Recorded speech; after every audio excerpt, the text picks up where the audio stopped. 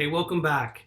Pre-work section 2 is how to be, where Pink talks about three concepts: attunement, buoyancy, and clarity.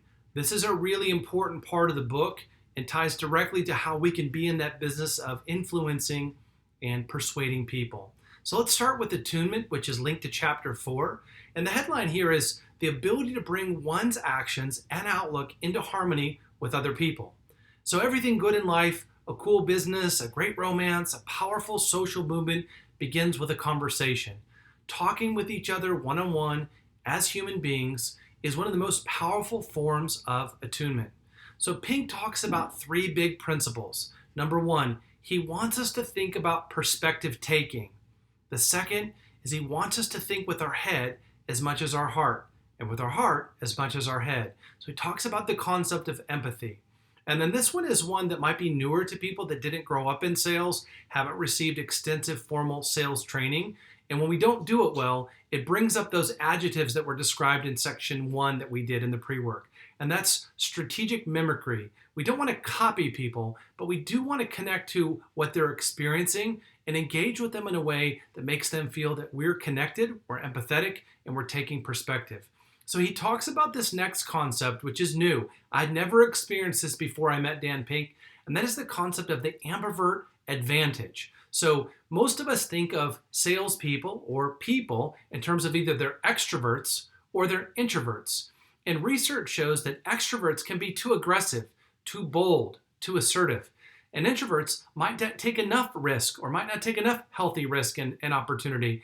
In the example that I shared in the pre-work module 1, my daughter and I definitely felt the experience of an extrovert really reaching out to us too frequently. And it made the experience not so good. So we want to balance these, right? What did Pink find? Well, the beauty of his research is that he found that on the vertical axis, you're looking at revenue. On the horizontal axis, you're looking at how much revenue an introvert, an extrovert, and something he calls ambiverts delivered. And what he found is introverts fared worse than extroverts, but not by much. But what he found is people that could balance themselves, that could not be too introverted and not be too extroverted, but stay in that space that was very customer-centric, they by far sold the most. So he moves on in the attunement section to talk about three cases: strategic mimicry, which is watch, wait, and wane; the pull up the chair concept, where he highlighted Jeff Bezos at Amazon, always thinking about the customers in the room. How can you think about, well, how would this feel to my customer, even if they're not genuinely there with you as you plan and get ready for your engagement? And the third one is map it out. Figure out how everybody's connected and think about how that connectivity might help you be persuasive, influence someone, or sell something for your company. The next section for chapter or bucket 2 is called buoyancy. I found this image and I recently shared it with my own team. Whether it's COVID-19, diversity and inclusion topics, the impact on healthcare or the economy, maybe something has influenced you and your job or your family and their jobs. Right now, it's really, really hard to be buoyant. I would guess many of us, I will say it for myself, feel like we're amongst the frowns and not that happy smile popping up there at the top. So Pink talks about how critical it is to stay afloat amid the ocean of rejection. He talks about three components. One is self-talk. The second is positivity ratios. We talked about that in pre-work module 1. And the third is this thing called explanatory style. So if you think about some of the key insights from chapter 5 with buoyancy, be like Bob isn't, I can do it, I can do it, I can do it. It's, hey, it's really hard. I'm frustrated or stressed.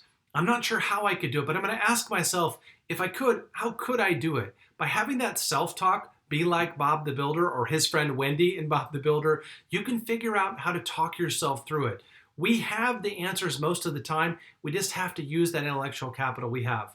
The second one we mentioned is that positivity ratio, right? If you're having a difficult time, take a step back, pause yourself, think about the 2 or 3 things that did go well, and think about how those could help you overcome that one thing you're still challenged with. The explanatory style is very basic, but it's very, very powerful. Ask yourself in your lowest moment of sales or persuasion or influence, is this permanent? Is it pervasive? Is it everywhere? And is it personal? And much of the time you're going to find it's not permanent, it's not everywhere, and they didn't mean it to be personal. And so I'm going to try really hard to take it less personally. And the other concept I'm sure you read about was this concept of send yourself a rejection letter. By working through it, you can realize it's not nearly as bad as you thought it was going to be. All right, clarity. Clarity is the capacity to make sense of murky situations.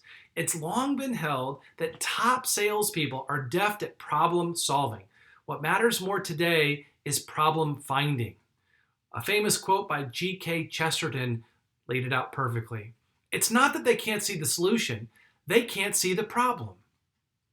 And so I can't play this video for you, but I'm going to give you the link in the highlight here. What it asks you to do is if you go to Google and just type in YouTube, I'm blind, please help, you can watch this short video about how important clarity is in the words that we use. So if you want to pause the video and check it out, please take a look. All right, welcome back. Whether you did it or not, I'm going to give you the example. In the video, a helpful bystander changed the words from I'm blind, please help, to it's a beautiful day and I can't see. By making those slight clarity changes, this particular person was able to have many more people deliver a positive response, to give them money, to donate to their life. So what are the key insights in clarity? Finding the right problem is critical. Less, make your choices, be specific. Experiences are more important than the actual product. Apple sells an experience. While their products are great, they're selling an experience. Labels matter. Sometimes things are blemished, so weak negatives can highlight a positive. It's okay not to be perfect. Potential, which is future, versus accomplishment, which is past. Focus on the potential. And then if you're in a space, especially if you're a nonprofit, he has the concept of finding that off-ramp. All right, a couple sample cases for clarity that Pink talks about. He talks about really three things. Ask the two irrational questions. Think about curation or curating. Seek, sense, and share. And I love this theory of the 5 whys. We use this all the time in our personal life. I absolutely use it with our team at Merck Vaccines. What are the 5 whys? Well, the 5 whys help you produce your questions, improve your question, prioritize your questions.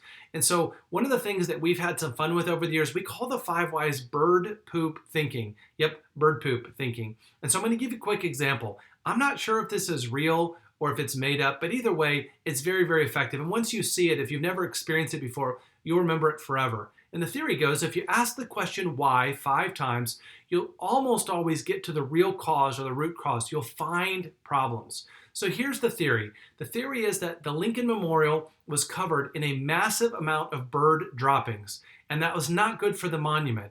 It's obviously not new. It's been there a long time, and we want to preserve it.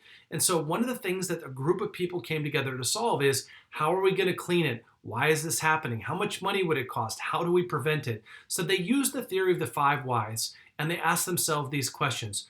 Why must we wash the Lincoln Memorial so often? Well, the answer was clear. The bird droppings must be removed. Question 2, why are there so many birds? Well, what they found is that birds were feeding on the spiders in the memorial. Question 3, why does this monument have so many spiders? Well, the spiders were feeding on mites that were in the memorial. Question 4, why does this monument have so many mites? Well, the mites are drawn to the lights that are turned on at night. So if one wasn't using the theory of the 5 whys, and you can tell we're at question 4 here, they might have tried to just clean it off. They might have just tried to address the spiders. What if they had just addressed the mites? What if they never learned about the lights? Well, the moral of the story is the Lincoln Memorial had so many mites compared to other memorials because the lights for this particular monument were turned on 2 hours before sunset, and that was 2 hours earlier than every other monument in the area. So because the lights were on, it was the brightest source of light, which attracted the mites, which attracted everything else, the birds, the spiders. And so therefore, the simple solution was clean this thing one time and turn the lights on 2 hours later, and you would have a significantly less bad problem and have it fixed. Theory of the 5 whys. All right, we're done with pre-work section number 2. We'll look forward to seeing you for the 3rd and final pre-work section. Thanks so much. Have a good night.